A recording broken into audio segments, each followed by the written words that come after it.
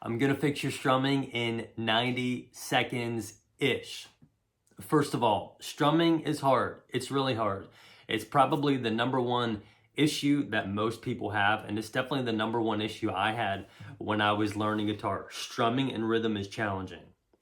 For many of you, your mechanics, your motion here, it's not bad. Here's your problem. You're probably just using the wrong type of guitar pick. No joke. I've seen this with countless people, countless students. You need to be using a thinner guitar pick for this type when you're playing rhythm acoustic and you just need, strumming and fast strumming or slow strumming. You need to be using a thinner pick. I myself have used a thin pick, this white one, this exact very same white one, for the past probably 10 years playing in one of the largest worship bands in my area. And also how many times I've got, compliments and messages from you all saying, man, your guitar sounds so good. Your strumming is awesome. How do you do that? Well, I'm using a very thin pick. You need to use a thin pick, and this is why. First of all, I have the Jim Dunlop. It's a .46 millimeter. If you can see that, a Jim Dunlop .46 guitar pick. Look how much bend, if I can get that up there, there you go. How much bend that has. So here's why. It allows, when you use a thinner pick, if you're a beginner player, an intermediate player, if you use a thinner pick, it allows more room for error when you're strumming. And when you're a beginner or an intermediate player, let's be honest, your strumming and your rhythm is not going to be perfect, and it's probably not even going to be that good. So you need to use a thinner pick. It allows when you're strumming, it allows more give on the very tip of your guitar pick.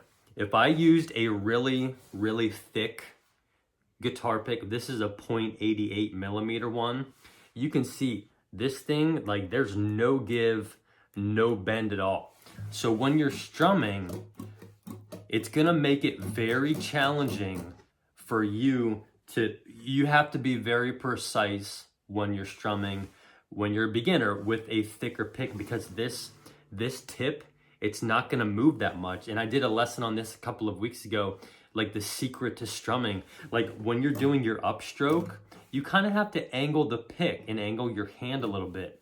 So if you don't, which, if you're a beginner and an intermediate player, you're probably not gonna be thinking of these things. It's gonna make it so much easier, not in a good way, for you to just, when you're playing with a really thick pick, to get it jammed up in these strings on your upstroke. And you'll lose your pick, you'll lose it in the sound hole here. Your pick is gonna move a ton out of your, move around in your fingers when you're strumming, which, when you're strumming, the pick is gonna move a little bit, but when you have a thick pick, it's gonna move a lot more. Now, I will say this, there's a time and a place for the big, thick pick. If you're an electric guitar player, you definitely wanna be using a thick pick. If you're an acoustic player and you're playing a song where you're picking out a lot of the strings individually here, you probably wanna be using a thicker pick. But for most acoustic guitar playing, it's just rhythm, and we wanna be using a thinner pick. Let me give you a drill here. I want you to go from this G chord to the C chord with this strum pattern. Down, down, up, down, up. So down, down, up, down, up, down, down, up, down, up, down, down, up, down, up, down, down, up, down, up. Use that strum pattern. Practice, go from chord to chord, include different chords. I guarantee if you do that for a little while, you're gonna become much more confident with your strumming, and it's gonna fix a majority of your strumming issues.